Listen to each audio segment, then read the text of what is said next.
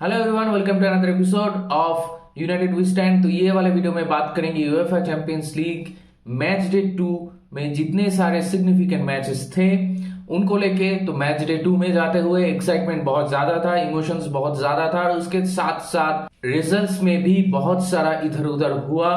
कुछ कुछ रिजल्ट्स में बहुत बड़ा अपसेट हुआ और कुछ कुछ रिजल्ट्स में जो होना था वही हुआ। तो एक एक करके बात करेंगे जितने सारे सिग्निफिकेंट मैचेस थे उनको लेके। तो बिना टाइम खराब किए चले इस वीडियो को शुरू करते हैं। तो सबसे पहले बात करेंगे बायर्न म्यूनिख वाला मैच को लेके। तो बायर्न म्यूनिख और कोपेनहेगन के बीच जो मैच था उसको सुनने में तो लग रहा था कि ये वन साइडेड मैच ही होगा, ये बहुत आसान मैच होगा बायर्न म्यूनिख के लिए, लेकिन ऐसा हुआ नहीं। Bayern Munich has to fight and has to earn for that result. तो यही चीज दिखाता है कि यूएफए चैंपियंस लीग ऐसा ही एक टूर्नामेंट है जहां पे कोई भी मैच छोटा मैच नहीं होता, हालांकि वो टीम का नाम छोटा ही क्यों ना हो। क्योंकि आप लोगों को ये चीज समझना होगा कि चैंपियंस लीग में जितने सारे टीम पार्टिसिपेट कर रहे हैं वो किसी न किसी लीग के आइदर चैंपियन हैं या फिर टॉप 2 या फिर टॉप 3 या फिर टॉप 4 में रह चुके हैं। तो इसीलिए इस टूर्नामेंट में कुछ भी हो सकता है कभी भी। तो बायर्न म्यूनिख वाला मैच में बायर्न म्यूनिख बहुत सारे चांसेस क्रिएट करने की कोशिश कर रहा था, लेकिन एवे मैच कोपेनहेगन में उतना आसान नहीं था। लेकिन फिर भी एंड मोमेंट में विनिंग गोल मार ही दिया और उसके साथ साथ एक रिजल्ट ग्राइंड करके निकाल लिया। तो इसी के साथ बायर्न म्यूनिख ग्रुप लीग में टॉप में चला गया।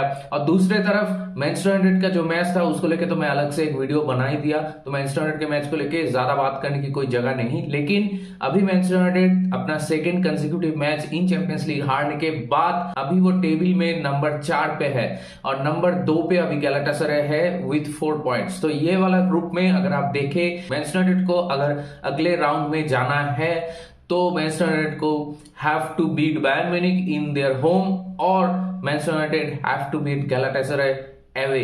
तो यही चीज अभी सबसे बड़ा दिक्कत है फॉर मैनचेस्टर यूनाइटेड। और बायर्न म्यूनिख के लिए अभी उतना प्रॉब्लम नहीं लग रहा है क्योंकि मुझे लग रहा है बायर्न म्यूनिख बाकी सारी टीमों को हरा ही देगी।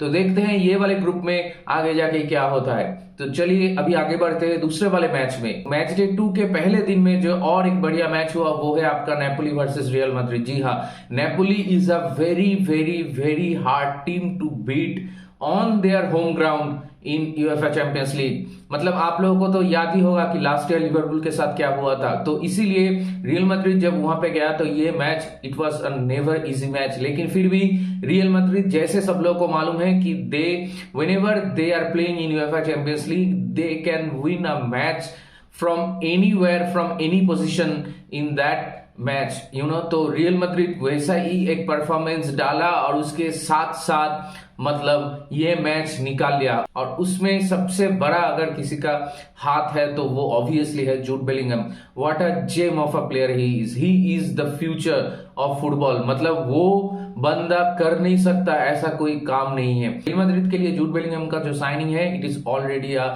Mega hit signing. और अभी तो ये वाला सीजन सिर्फ शुरू हुआ है, तो आगे जाके देखेंगे कि जूड बेलिंगहम और क्या क्या बवाल मचाता है।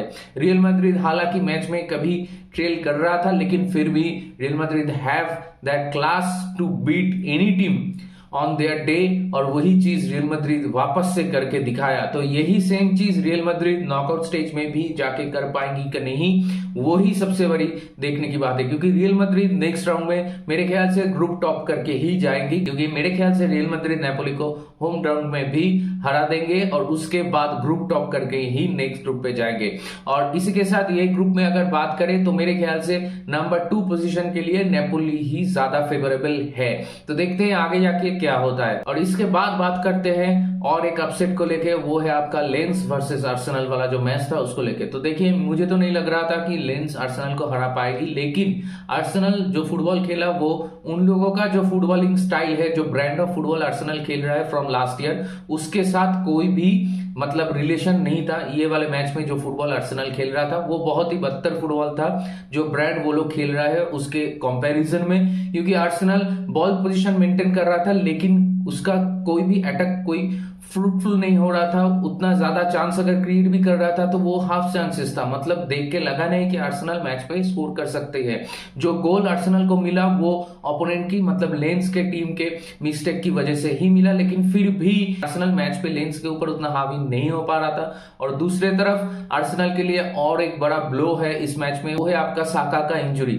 साका लास्ट वाले ईपीएल वाला गेम वीक में खेल रहा था विथ इंजरी, और ये चीज सब लोगों को ही मालूम है कि साका कितना फेवरेबल प्लेयर है for Mikel Arteta and he is a very important part of this Arsenal team. तो मिकेल आर्टेटा चाह रहे थे उसको ज्यादा से ज्यादा यूज करने के लिए, लेकिन उसका ईपीएल में लास्ट गेम वीक में जो इंजरी हो रहा था वही इंजरी वापस से रिओकर हुआ है कि नहीं, ये चीज में अभी कोई कंफर्मेशन नहीं आया। हो ही सकता है कि दोनों इंजरी अलग हो, इसलिए मिकेल आर्टेटा उनको टीम में रखे थे।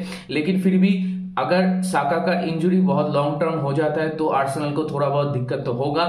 यही अभी देखने वाली बात होगी कि विदाउट साका कमिंग ईपीएल गेम वीक में अगेंस्ट मैनचेस्टर सिटी आर्सेनल कैसे परफॉर्म करता है। और दूसरी तरफ ये वाले ग्रुप में जो दूसरा मैच था सेविया और पीएसवी के अंदर, वो वाले मैच में कोई रिजल्ट आया नहीं। तो ये चीज आप कह सकते हो कि ये चीज आर्सेनल के फेवर में थोड़ा चला गया, क्योंकि आर्सेनल दूसरी तरफ मैच अगर हार भी जाता है फिर भी आर्सेनल अभी नंबर 2 में है, क्योंकि सेविया और पीएसवी के बीच जो मैच था वो ड्रॉ हो गया। तो अभी यही देखने वाली बात हो गई कि आर्सेनल क्या ग्रुप टॉप कर पाएंगी फ्रॉम दिस सिचुएशन और नॉट। और इसके बाद बात करेंगे एथलेटिको मैड्रिड और फेनरबahce के बीच जो मैच था उसको लेकर। तो देखिए ये वाले मैच मैं मतलब लाइव नहीं देखा, ये वाले मैच का मैं हाइलाइट्स देखा, क्योंकि दूसरा वाला मैच मैं देख रहा था। तो इसीलिए ये मैच में मैं उतना ज्यादा कमेंट नहीं कर पाऊंगा, क्योंकि मुझे नहीं लगता कि हाइलाइट्स देख के मैं अपने एक्सपर्ट ओपिनियन या फिर मेरा जो ओपिनियन है वो दे सकता हूँ, और वो देना भी चाहिए। तो ओवरऑल जो मैंने पढ़ा वो देख के मुझे लगा कि it was a very exciting match और बहुत ही एंड टू एंड स्टफ हो रहा था। और एथलेटिको मैड्रिड को जैसे सब लोगों को मालूम है कि उनके होम ग्राउंड में जाके एथलेटिको मैड्रिड के साथ मतलब एथलेटिको मैड्रिड को हराना बहुत ही मुश्किल काम है, क्योंकि कुछ दिन पहले एथलेटिको मैड्रिड रियल मैड्रिड को भी हराया था। तो इसीलिए, और एथलेटिको मैड्रिड बहुत ही फिजिकल टीम है, और जैसे कि मालूम है कि एथलेटिको मैड्रिड में जितने सारे प्लेयर्स हैं एक एक प्लेयर एक एक फाइटर है। तो इसीलिए मुझे लगता है कि एथलेटिको मैड्रिड के साथ अगर फेनेरूड 2-2 फाइटिंग कर रहा था तो इसीलिए आपको प्रेस करना होगा फेनेरूड के परफॉर्मेंस को। लेकिन एंड में जाके फेनेरूड मैच में कोई पॉजिटिव रिजल्ट नहीं निकाल पाया, लेकिन फिर भी उन लोगों के फाइटिंग स्पिरिट के लिए उन लोगों को एक प्रेस करना ही होगा। तो at the end of the day Atletico Madrid Feyenoord को हरा दिया और अभी वो लोग ग्रुप में टॉप में बैठे हैं। और दूसरी तरफ जो मैच हुआ between Lazio and Celtic, it was a thrilling match. पूरा मैच तो मैं नहीं देख पाया, इस मैच का भी मैं हाइलाइट्स देखा और मुझे लगा कि ये मैच मुझे देखना चाहिए था एटलीस्ट फॉर लास्ट 10 मिनट्स। तो it was an awesome match. तो जितने भी सारे फुटबॉल फैंस हैं, फुटबॉल लवर्स हैं, तो उसके लिए ये मैच एक बहुत ही बढ़िया सिग्निफिकेंट मैच है। तो देखते हैं आगे जाके ये वाले ग्रुप से आगे कौन जाता है। ये वाले ग्रुप अभी थोड़ा ओपन लग रहा है फॉर लाज़ियो एंड फेनेरूड। तो इन दोनों में से कोई भी टीम नेक्स्ट राउंड में जा सकती है, तो ओनली टाइम विल टेल कि क्या होगा। तो अगले वाले जो मैच के बारे में बात करेंगे वो है मैन सिटी और लेipzig वाला मैच। तो भाई मैन सिटी और लेipzig वाला मैच जब मैं देख रहा था फर्स्ट हाफ में it was a even match, लेकिन सेकंड हाफ में मैन सिटी वर फार बेटर टीम। लेकिन मैन सिटी फिर भी मैच से कोई रिजल्ट नहीं निकाल पा रहे थे, ज्यादा चांस क्रिएट कर रहे थे लेकिन फिनिश नहीं कर पा रहे थे, या फिर जो कैलकुलेशन है वो कहीं जाके वो कैलकुलेशन एंड में इक्वल नहीं हो रहा था जो पेप गार्डियोला का कैलकुलेशन है। लेकिन पेप गार्डियोला के पास और मैनचेस्टर सिटी के पास अभी एक ऐसा प्लेयर है जो अभी बीस्ट मोड में है। जी हाँ, वो हालांड नहीं है, वो है आपका Julian Alvarez is playing on another level in this year. मतलब लास्ट ईयर में तो वो बहुत ही अच्छा खेला था, लेकिन इस साल में जाते हुए नए सीजन में उसका जो लेवल है वो बहुत ही ज्यादा अप हो गया और उसका भी बीस्ट मोड ऑन हो चुका है। मतलब वो मैच में असिस्ट करता है, वो मैच में फ्री किक से गोल मारता है, वो मैच में कभी भी आके मतलब सुपर इफेक्टिव फुटबॉल खेलता है और उसके साथ साथ एक से बढ़कर एक क्लास वर्ल्ड क्लास फिनिश करता है। जब वो आया पिच में वैसे तो बहुत लेट आया, लेकिन उसके बाद ही उसका आप जितना भी सारा स्टैटिस्टिक देखेंगे आप हैरान हो जाएंगे। तो उसके बाद ही उसने वो गोल स्कोर कर दिया और it was a hell of a goal, it was a world class goal. और उसके बाद मैनचेस्टर सिटी वापस से और एक गोल भी मार दिया due to their class and their experience in champions league. And don't forget that they are the defending champions. तो मैनचेस्टर सिटी के ऊपर से जो लोग बोल रहे थे पहले वाले मैच डे के बाद कि मैनचेस्टर सिटी शायद ये वाले चैंपियंस लीग में कुछ नहीं कर पाएंगे, तो उतना रिएक्शनरी मत होइए।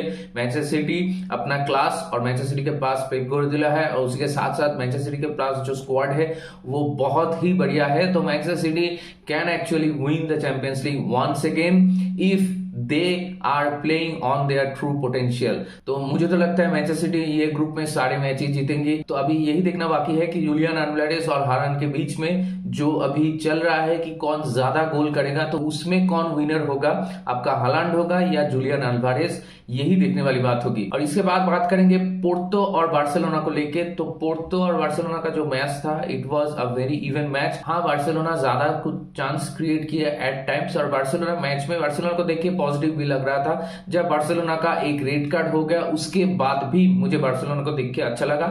ऑब्वियसली जब आप चैंपियंस लीग के स्टेज में खेल रहे हो और रेड कार्ड के वजह से आपके टीम में एक मैन कम हो, तो obviously it is more difficult to play, लेकिन फिर भी बार्सिलोना वो वाला टेस्ट पास कर गया और पोर्तो के साथ रिजल्ट निकाल लिया, 3 पॉइंट निकाल लिया। तो इस ग्रुप में तो अभी तो लग ही रहा है कि बार्सिलोना ही ग्रुप टॉप होगा, जो पहले ही मैं बोला था कि इस ग्रुप में बार्सिलोना ही टॉप होगा। लेकिन सेकंड पोजीशन अभी भी ओपन है, तो सेकंड पोजीशन के लिए कौन जाएगा यही अभी देखने वाली बात होगी। और इसके बाद बात करेंगे जो मतलब मेन इवेंट था इस मैच डे का, उसको लेके, वो है आपका न्यूकैसल और पीएसजी के बीच जो मैच था उसको लेके। तो भाई न्यूकैसल और पीएसजी का जो मैच था वो देख के मेरा तो पूरा दिमाग घूम गया। मतलब यही चीज दिखाता है कि अगर आपका क्लब का ओनर सही नहीं है, उसके बाद आपका क्लब का ओनर चेंज होता है और ऐसा एक ओनर आता है जिसका एम्बिशन है कुछ बड़ा करने का, और उसके साथ साथ वो सही प्लेयर, सही मैनेजर, सही स्टाफ सब कुछ रिक्रूट करता है अकॉर्डिंगली। तो वो चीज न्यूकैसल के परफॉर्मेंस में ही दिखता है। जो क्लब कुछ दिन पहले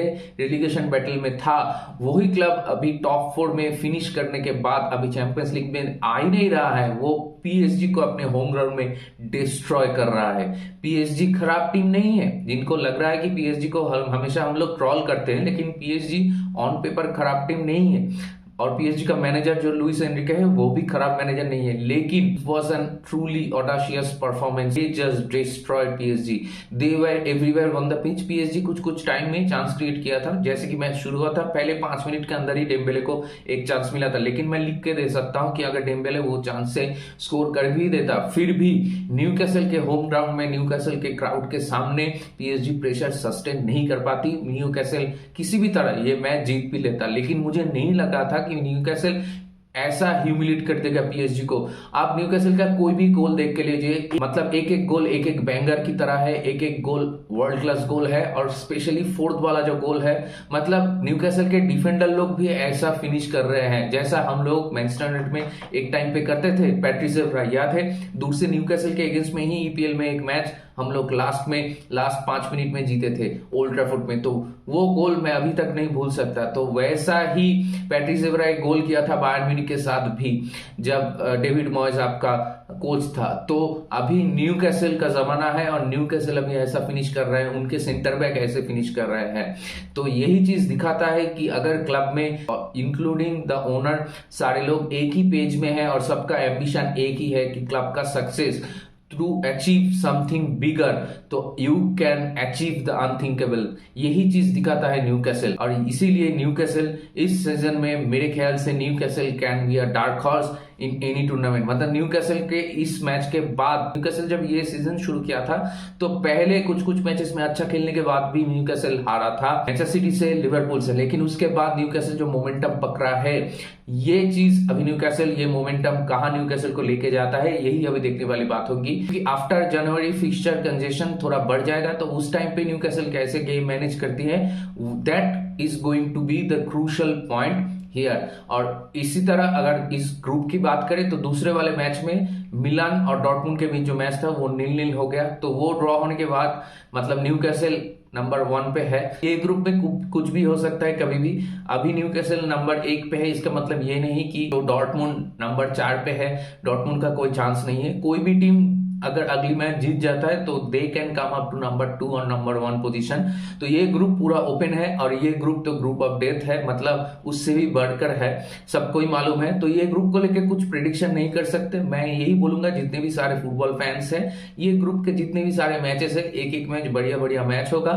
just enjoy the football without any pressure, just enjoy the football. तो इसी के साथ ये वाले वीडियो को यहीं पे रैप अप करेंगे। जितने भी सारे सिग्निफिकेंट मैच थे, जितने भी सारे पॉइंट्स थे, मोरल लेस में सभी पे बात कर चुका। अगर ये वीडियो आप लोगों को पसंद आया तो मेरे चैनल को जरूर सब्सक्राइब कीजिए, इस वीडियो को लाइक कीजिए और अपने दोस्तों के बीच शेयर कीजिए। बहुत जल्दी मिलेंगे अगले वाले वीडियो में। ईपीएल का मैच डे भी आ रहा है, उसके बाद तो बात करेंगे ही, और मैनचेस्टर यूनाइटेड को लेके तो अलग से वीडियो बनाएंगे ही। तो बहुत जल्द मिलते हैं अगले वाले वीडियो में, तब तक take care, good bye. Glory glory Manchester United, United we stand.